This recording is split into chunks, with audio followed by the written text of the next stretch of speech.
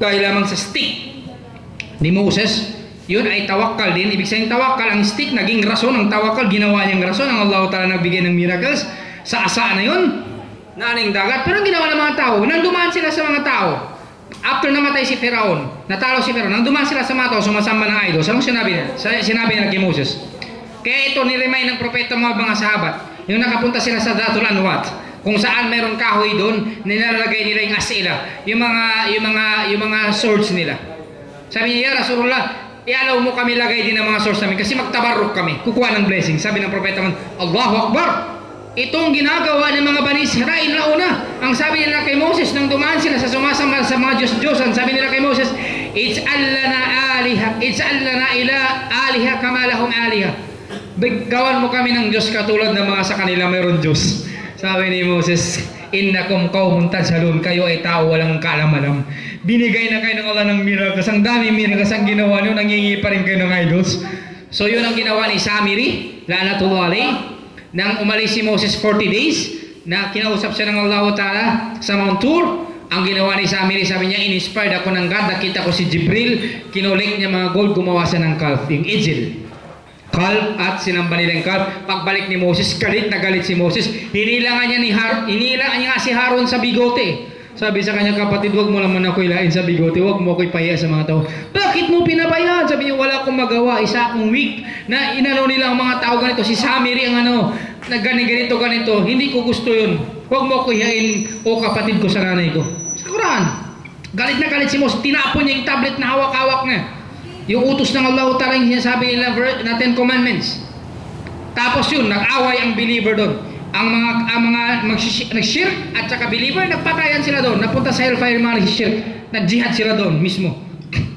Ang nangyari.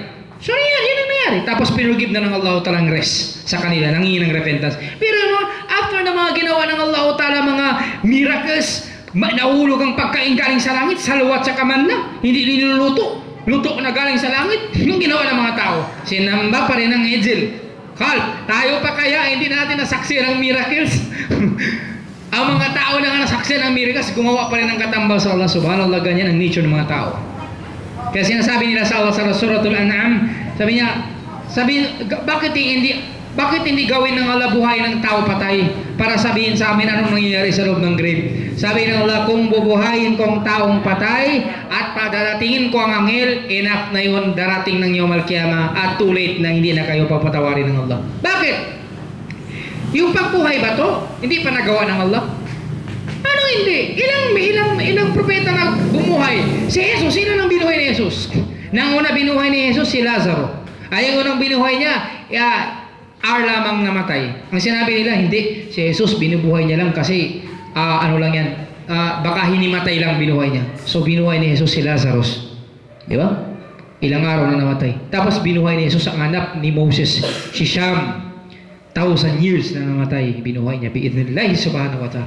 Kaya ang prayer niya pinakita na in the Gospel of St. John. Basahin niyo. Ang lakas ng prayer niya. Bakit na sinadya nila kasi ng prayer?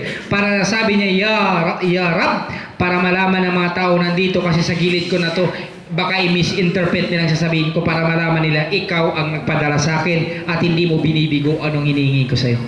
Hindi siyang Diyos. Kung yung Diyos sa'yo, hindi na siya magpapray. Sabi niya, anong gusto mo, buhayin? Okay, bubuhayin ka. Anytime, buhay.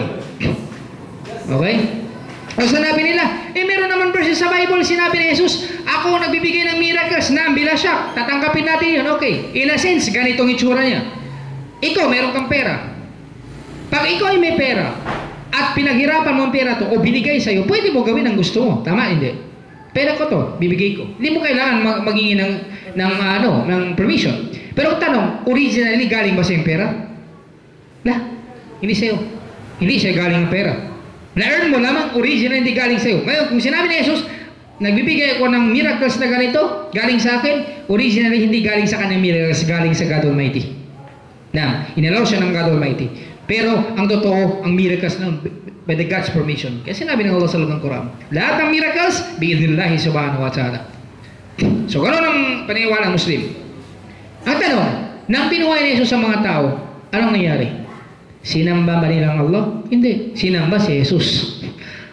So, ang miracles, kung miracles lamang sinasabi natin dito, sobrang, kung sa balde, ay sobrang dami na ng tubig. Anong tawag din sa Tagalog? Tausog, umapaw na. Sa tausog, naglasay na. Umapaw na yung miracles, pero hindi naging rason ng miracles na guide ang mga tao. Okay? Kaya ang mga tao ngayon maraming doubt.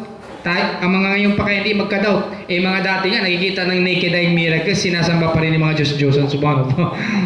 So, yun mga kapatid, inshallah ta'ala, makita-kita tayo ulit. Binillahi subhanahu wa ta'ala, wa akhiru da'wana, alhamdulillahi rabbil alamin.